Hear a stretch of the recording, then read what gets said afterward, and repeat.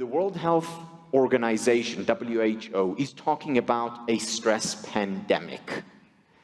Here are some of the headlines from newspapers from 3 years ago, pre-COVID.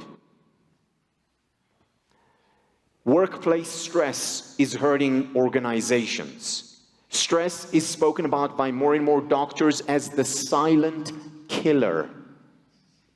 So what do we do about this rising level of stress? What we found was that all along we have been looking in the wrong place.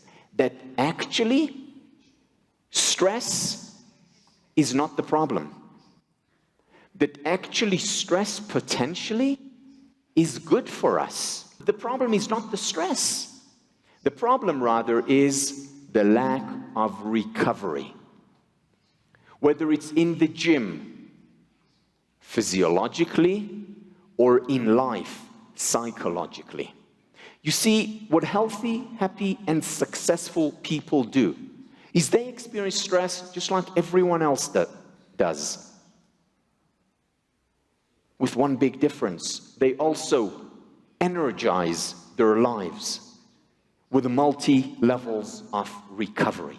It's recovery that's essential for triggering the anti-fragile system. Without that trigger, we become fragile.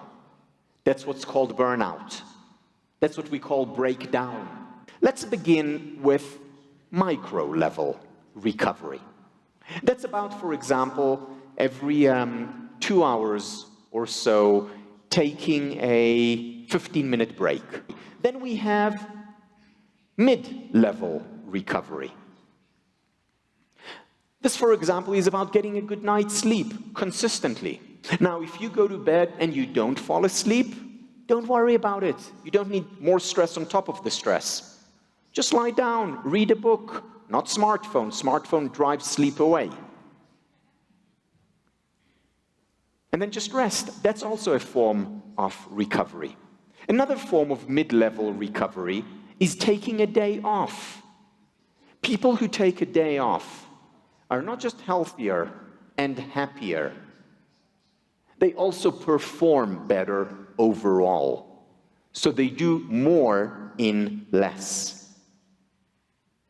And then we have macro-level recovery. Macro-level recovery is about the vacation. Most of us don't have the luxury that JP Morgan had to take 3 months off. But even a month off, or 2 weeks off, or a week off here and there can go a long way in triggering the anti-fragile system.